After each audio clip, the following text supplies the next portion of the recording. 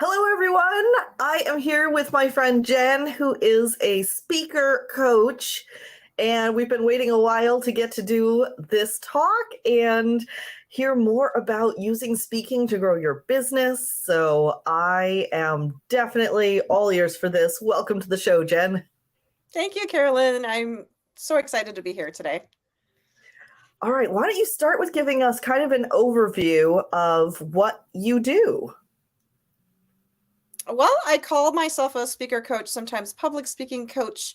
What that means for the people who are listening in today or watching the replay is I help you deliver your message from the stage or behind the mic. Sometimes it's on video, on camera in a video, but sometimes it's behind the mic on an actual stage, like a TEDx stage.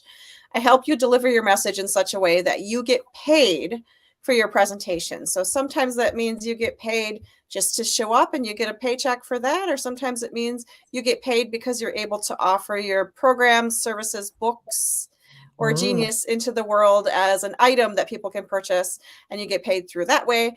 And the people who are supremely lucky and really leverage both means you get paid both to show up and after the fact. Ooh, very nice. So how did you get started helping people to do that?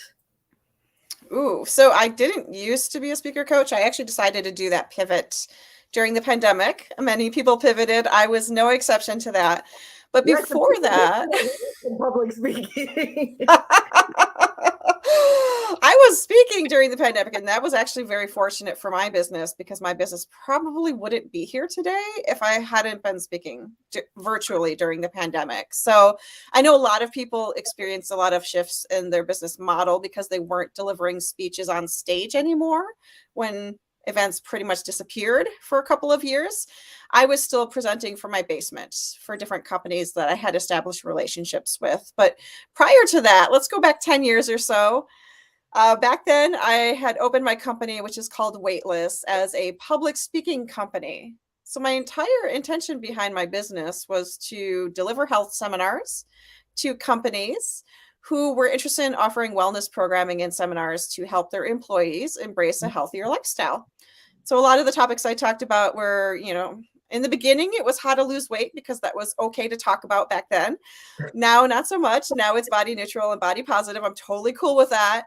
So now I talk a lot about maximizing your movement, about how to meal plan without counting anything. I'm not a big fan of calorie counting or supplementation or things of that nature.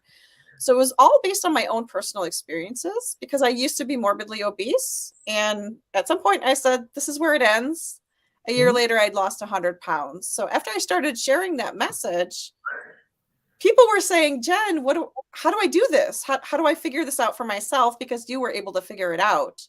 And so I walked people through a process as a health coach to find their healthiest lifestyle, whatever that meant for them. And I worked with a lot of women, middle-aged women, women with families, women who'd been through all the diets before. We didn't talk about dieting. We talked about their lifestyle. So I looked at what they were eating, how they were moving, and most importantly, how they talked to themselves. And that's the piece of my business that I carried forward into public speaking, because how you talk to yourself is probably a good indication of how you try to talk to other people, right? So I create that confidence within people when I work with them. I'm way harder on myself than I am on anybody else, right? We are not very kind sometimes. I know I'm not always kind to myself. And so I took that confidence piece of it, of the health coaching, and carried it forward to public speaking because I just love coaches. I love everything coaches stand for. I love everything coaches do. And when I became a certified holistic coach through International Coaching Federation, I said, I want to help more coaches bring more of what they do to people through public speaking. That's really cool. I am totally new to this speaking world. Like I work with some speakers now. I have some clients who are speakers, and it's so fascinating to observe what they do. I started this podcast because I wanted to become a podcast guest, and I started getting involved with podcasting, but I've never spoken on a real stage, and I am starting to think about what it might look like as somebody like me who is a service provider who helps authors, like what would it look like for me to step into speaking and where would I even start? Yeah, I mean, that was the question I struggled with certainly when I began my business, because even knowing that that was my business, I didn't know what I didn't know. And I Mm-hmm. didn't know a whole heck of a lot at the time. You know, you figure it out, you build the ship as you're jumping into the water. That was pretty much how I did it. But where my heart is for other people who are brand new to it is, in the beginning, I recognized that you could find support for public speaking, but usually it was dissected into two different separate areas. And I bridge the gap between those two areas. So the first area is presentation skills. Mm. If you're looking to improve your presentation skills, you can go to Toastmasters, which is where I started. You could do AI. There's a tool called Udely that is completely automated that can help you with your delivery of your presentations. There's a lot of different tools you can use that are low cost, free, group environment if that's what you really love. So those tools are there, but what the struggle was for a lot of people like you, Carolyn, is people wanted to be on a stage. Like, how do you find that stage? How do you connect with people who are hiring speakers? That's a whole separate piece of the business. And that's the Yeah. part that a lot of clients that I work with struggle with the most. And I certainly struggled with. So there's a whole process, just like going back to my lifestyle change days, there's a whole process to finding the opportunities, connecting with those event planners. Let's take a And moment I here. help everyone with that. Go ahead. I think she must mean the Udely, the AI. Oh, Udely. So yes, it's YOODLI. Ah, with an I. Okay. Yes. Cool. Look into that. I've never heard of using AI for that. Sorry, continue. Go on. Yeah, I mean it's kind of new. I think it came out in the past year. And if you're a part of Toastmasters International, they have a partnership with Toastmasters, so you can automatically get it for free. I don't know what the pricing looks like outside of that. I have not used it actually, but yeah. So how do you get finding that first stage? Right? That's the question. Well, it all depends. So there are 4 very distinct markets you can approach when it comes to who hire speakers. And so those markets would be company or corporate. So if you're a sales coach, if you're a business coach, executive coach, sometimes health and wellness coaches, then the company or corporate market might be a good fit for you. Then we have associations, which could be a good fit for any type of coach. And associations they could be nonprofit, they don't have to be, but associations get together around a specific topic, like association of knitters or crochet society or something like that. Let's just throw some things out there. Knitters. Exactly. Association of AI aficionados, whatever you want to come up with. There's an association for everything, just like there's an app for everything. So, chances are good if you have a very specific topic you talk about, then there's probably an association around that topic as well. So that's another market you could approach. And then there's things like government, like cities, regions, states, community education. Those are places you could approach. This is really good if you're in the health space because there are often community health-based events that you can plug into or do tabling at, things like that. Sometimes there's a presentation you can deliver. And then the fourth one would be kind of like the online entrepreneurial kind of market where maybe they offer a mastermind once a year, or they offer like a membership group where they're constantly welcoming people in and they bring in guest experts to teach on a topic that they're not terribly well-versed in. These are other speaking opportunities you can do. And depending on which audience you want to present to, how you do the application process varies. So I wish I could dive into all of that, but I don't want to bore anyone. There's a lot involved there, but those are some of the different markets you can consider. And all of those markets will pay you to speak. It's just a matter of finding the ones that do pay versus the ones that do the honorarium or the free dinner kinds of speeches. In general, do you have to, in these applications, kind of pitch your pricing? Or, because that seems very scary, but is it part of the application of like, if you pay me $200, then I will come and give this talk? First of all, don't start at $200. You could bump yourself up to $500. It's okay, Carolyn. You can do that. And yes, 25 cents, I'll come. usually if you're doing an application and they have a form for you to fill out, there will be a question around, do you charge a fee? Mm-hmm. Okay. So, but if they don't ask you that, that's probably a good indication that there is no budget for speaking, or you would have to approach that as a negotiation piece after they accept you. Whew. Yes. So yeah, you do have to be willing to open up the conversation. If they don't, chances are good if you're connecting with someone, you know, they have this great annual event. Like even if they do, you still have to kind of know the ballpark. Like if I come in there saying $200 and you're like, well, that's the wrong number. And really, whatever number feels good to you, especially if you're new, you know, this is a tough topic for people who are new to speaking or who have spoken for free before. They're like, well, how do I bridge that gap between I'm free right now and nope, I want to get paid something for this. And then some people choose to do it based on what their current like hourly rate might be for their business model. Okay. That's one way to approach that, especially if you're uncomfortable with talking about pricing. If you're pretty comfortable in what you currently charge for your hourly rate or session rate or whatever, then you can kind of translate that into the speaking world. But if you're trying to make speaking a regular part of your income in your business, the first year you speak, I would encourage you to start at $500 to $1,000 per presentation. Okay. All right. Nailed it.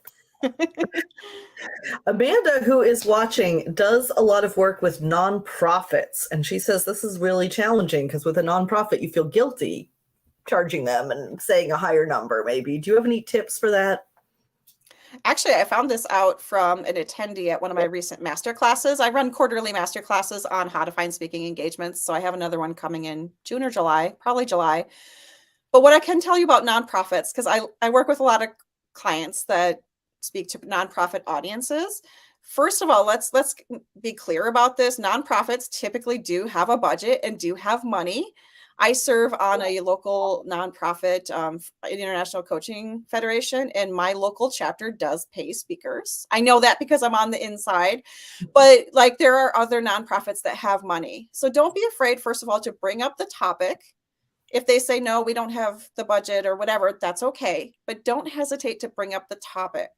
And then the other thing I learned is nonprofits have to file all of their information online, including their budgets.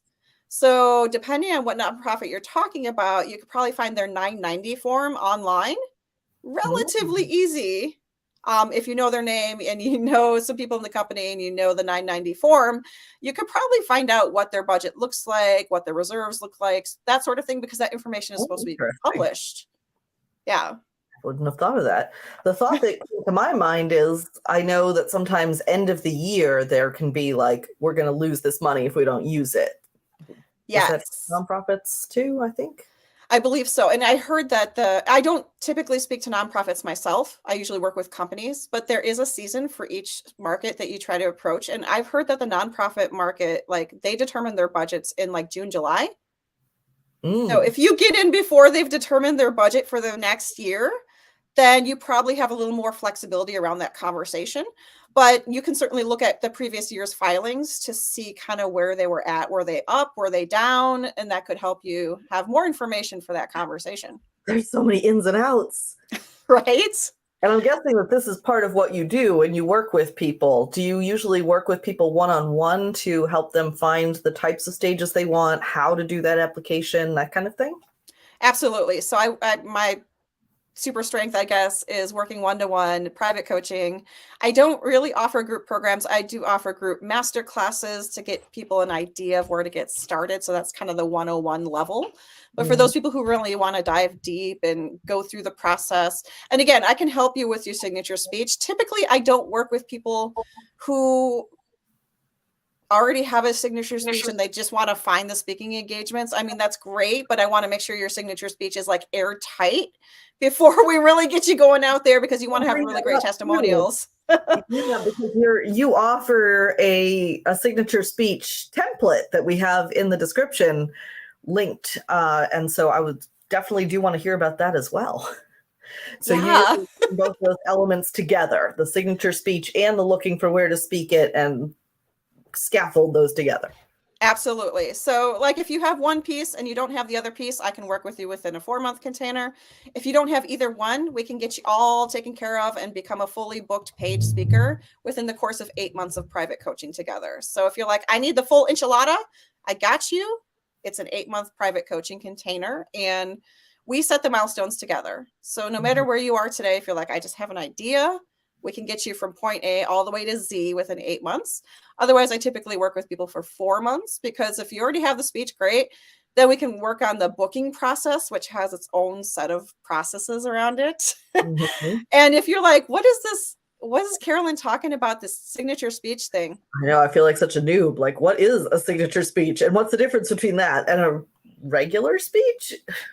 Ooh, I love that question. So a regular speech is what you do when someone's like, hey, I have this event. Can you come speak? And you're like, yeah, I can. And then you start cobbling something together really quick. You're like, what can I talk about for 25 minutes? That's not what a signature speech is. That's you like providing value and becoming a guest expert. And you might be doing that for podcasts or other types of interviews. A signature speech is like your foundational work. So whatever you do, it could be the main premise of your book if you sell books. It could be your core coaching program if you work one-to-one with clients. It could be the name of a course if you offer a course. Typically, it should have something to do with the main work that you deliver within your business. And your job as a signature keynote presenter is to answer the why in your signature speech. It's not the how-to. You're not giving them the secret sauce. You're not telling them how to get from A to B.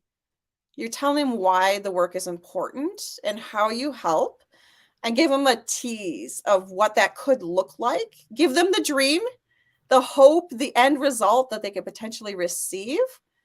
Unfortunately, that's all the time you have for most presentations, because you usually get between 45 minutes and 60 minutes. And while it's great to stuff everything you can into it, it's not so great because no one will remember anything. So keep it simple. That's your signature speech. And that's the same speech you'll keep delivering. You don't need but a single speech to be a speaker. Yeah. And become really known for that. Like, you could really build on becoming known for this one topic, this one thing that you are the best at.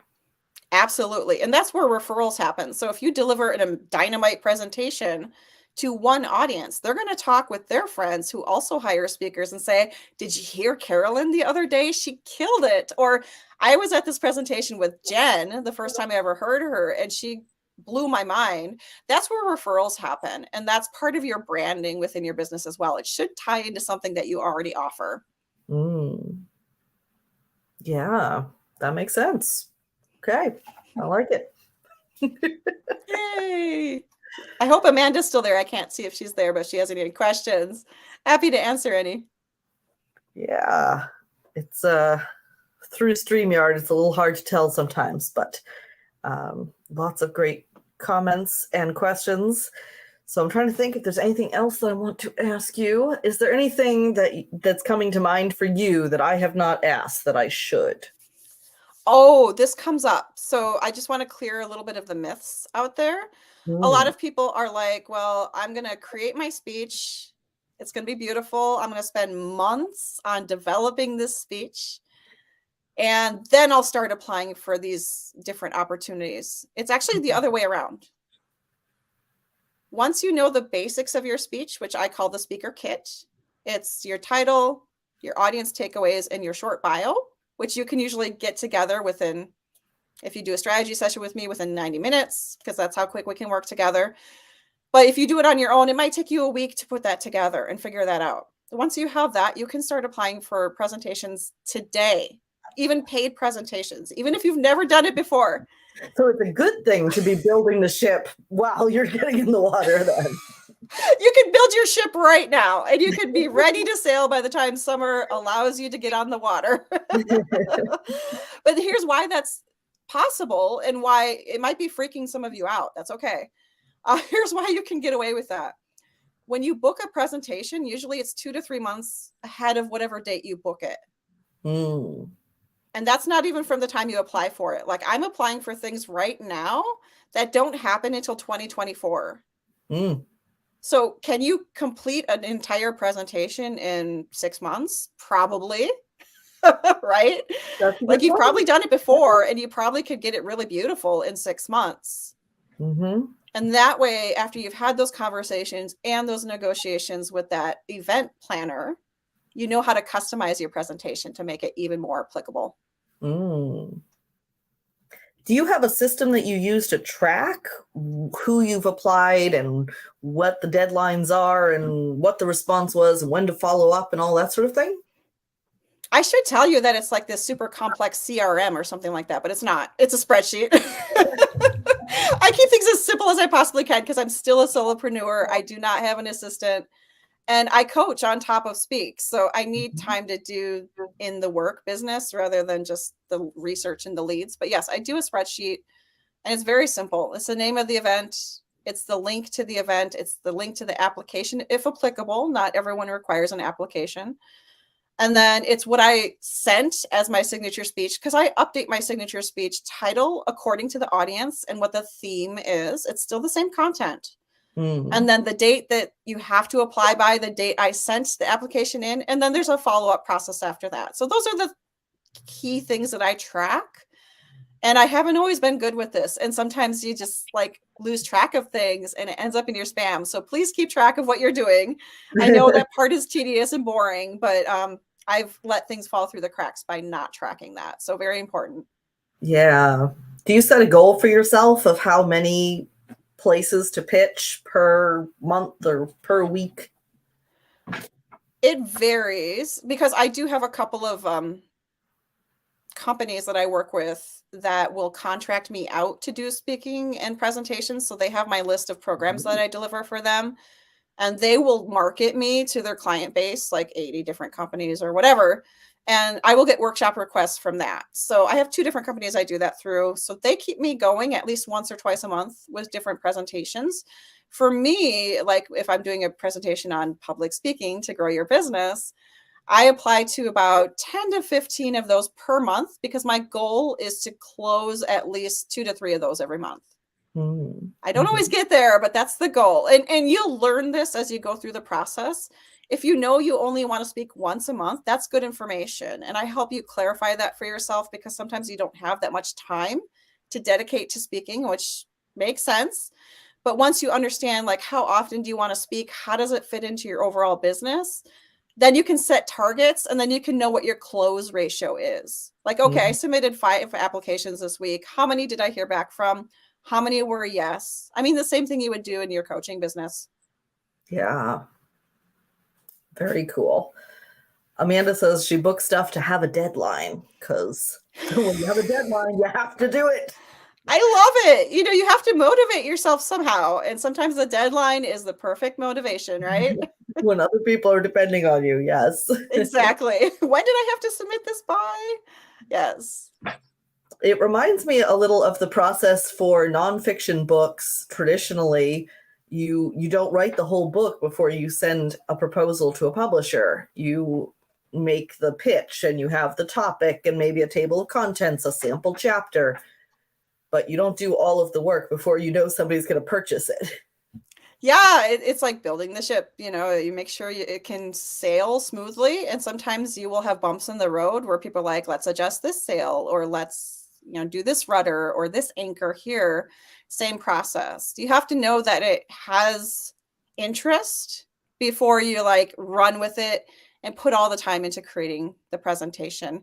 Speaking, just like, many other business models, is 80% marketing and pitching and applying, and maybe 20% of the delivery. So if you're somewhat confident with your delivery, great. I will help you with the other piece of it, the marketing, the pitching, the finding the people. That's possible. And it's hard to do when you're new to the market. There's a lot of competition and a lot of events are going back to in person. So those are some dynamics that maybe didn't exist before that are helpful to know. And it's okay. There's a stage for everyone. Just like, sometimes I feel like there's a book within everyone. I haven't developed my book yet. It's there. It'll come through when it needs to come through. But there's a speech within everyone, and there's a stage for everyone as well. So the stage may not be, you in a speaker competition on a huge like jumbotron with walk-up music. That may not be your stage. TEDx may not be your stage, but there's probably a stage that's perfect for you and for what you offer. I love that.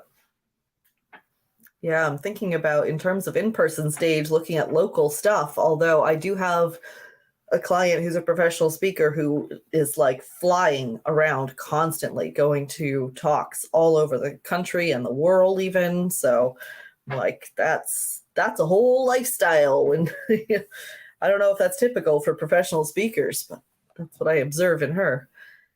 That's the beauty of it. I'm not that type of professional speaker. I have 2 children at home, so I need to stay close to home. I live in Minneapolis. I could fly to Chicago. I could fly to Milwaukee or drive as the need may be. I could go to Des Moines, Iowa. Those are all within a decent distance of me for driving, and I could bring my family with me if I wanted to. But it's not part of my lifestyle or my desired lifestyle to fly to New Orleans. I mean, I'd love to go to New Orleans, but probably as a vacation. I don't want to fly every week and spend maybe a day with my family and then go speak at a different place. So I have designed my speaking schedule in such a way that it works for my family. It works for what I want to do. And travel is not always involved in that. But if you are a person who's like, I'm ready to hit the plane right now, I can speak anywhere you want me to speak, understand that it changes your speaking fee. If you list a speaking fee of like $5,000, make sure it does or does not, like you state specifically whether it includes travel and lodging, because some places will pay for the lodging but not the travel. Some places will pay for the travel but not the lodging, and some might think it's rolled into your speaking fee. So that's an important thing to be aware of as well. Make sure they're paying you for all of it, not just you showing up. Oh, that's a very good tip. Yes. I did not think of that at all. Yeah. All right. Well, this has been really educational, so interesting. And anybody who is watching, do check out the description to get the signature speech template. I am going to go download my copy. I don't know what it looks like yet, but I will, because I'm going to get it. And are there any final tips that you would like to leave us with today? Oh, I forgot to even tell you what the signature speech template helps you with. Oh my gosh. I just not thinking clearly today. I apologize for that. That sounds great to me. I'm all in. I'm glad you're in. Like, if you're in, go get it. But here's what it helps you with. It helps you clarify your speaker goals. Because one of the 3-step process I use to help clients is I clarify what your topic is and who you want to bring that to. Then we work on the consistency of that, like what the process looks like, the follow-up, and that creates confidence in being a fully booked speaker. So the template helps you with the step 1 of the clarity. It'll help you identify what are your speaker goals. It'll give you some presentation tips. So if you're somewhat newer to presentation tips, it gives you some specific format to follow, some ideas of engagement to get folks really excited about your stuff. And then ideally, it helps you dream about what that stage is for you. I mentioned there's a stage for everyone. Unless you and I have a conversation, you may not know quite what that stage is yet, but the template will allow you to dream about that stage so that you are clear in what the next steps might be for you. So that's what the template is for. Very cool. All right. Yes. Love that. And let's give a little shout out to your website. Where can people go to connect with you and learn more? Yeah, my website is weightlesschronicles.com. It's not weight loss. I used to do health coaching. It's weightlesschronicles.com. And if you go to my website, you can see a way you can book a free discovery call with me. If you're like, what does this mean? How can I apply this to my business? I can tell you, it will aid your business in so many ways. You'll start booking calls with clients. You'll start getting paid to speak. You'll start getting paid to share your book, share your course. I mean, it changed my life. I know it will change yours as well. So have that conversation, at least get an idea of whether it fits for you. And then you can go from there and determine what's best for your situation. Okay, I'm going to put this up on the, here we go, add banner and show. So that is the website. And very, very cool stuff. Thank you so much for coming and sharing with us. Thank you, Carolyn. I love the questions you ask. And if you want any support around, you getting onto those live stages, I can see it happening for you. Where do you see yourself? Like, what stage is ideal for you, Carolyn? It's been such an interesting journey for me. I used to feel like I couldn't communicate in spoken word at all. Like when I was a teenager, I really got into writing books because writing was the only way that I could express myself and communicate. And I didn't feel like I could sort of off the cuff have conversations with people. And that's a skill that I've learned over time. And now I really enjoy it. Like for a while, I worked as a checkout clerk at a grocery store, and I had so much fun just trying to brighten people's day in that like 2 to 3 minutes I would have while ringing up their stuff, and just practicing with that. And I said I've never been on a stage. It's not entirely true. I have participated in some panels for some spiritual things. I've been invited to temples to speak as part of a panel thing. It's just so thrilling. It's so much fun. It's like so much energy. I just love that feeling of connection with the audience. And so I'm just like, I want more of that. I'm addicted. Yeah, thank you for sharing about your journey and about, getting started with the conversations. It actually brought up something for me that, if you don't mind me sharing briefly, speaking is a conversation. Sometimes people think that you go up there, you say and spray, and then you leave. That's not really how it is, at least not for the kind of coaching that I offer for speaking. Really, speaking is a conversation. It's the first of many conversations. So if you're doing your job right as a speaker, yes, you're making impact. Yes, you're blowing people's minds, all that good stuff. But at the end of the day, you're inviting folks to go deeper with you if they want to go deeper with you. So it's just like having a conversation at the checkout line. You're looking them in the eye. You're asking, how are you today? You're learning more about them. You're listening to what they're sharing with you. As a speaker, yeah, you don't listen as much as you speak, but you do listen, you do interact, you do engage, and then you invite those folks who are ready to take that next step with you. So understand that it is a conversation, and you being you and feeling comfortable about being you in front of a group is where it all starts. Yeah, makes sense. I love the feeling that when you know your subject matter so well, that you can just show up and talk and answer questions, and you don't have to stress and panic about, well, what if somebody asks about blah blah blah. Like you'll be able to handle it. And that's kind of what I do here on this show, because if folks have you don't get any prep for coming on and being a guest here. You just get your topic, and then I ask questions as they come to me, and you have to answer off the cuff. And so you do have to sort of know your topic very well. But I enjoy that when I do any kind of speaking that I'm doing, is just being comfortable and confident in my knowledge that whatever comes up, I'm going to be able to handle it. Yeah, and that's the test of a true expert, right? You could riff off of all of these topics, but you also understand that what matters is what people need from you in that space and that time that you're sharing. And sometimes it's not more information, right? It could be, but sometimes that's not what they really need from you in that time and place. So I love that you're willing to be off the cuff. You're right. I did not get any preparation for today, and I think everything went okay.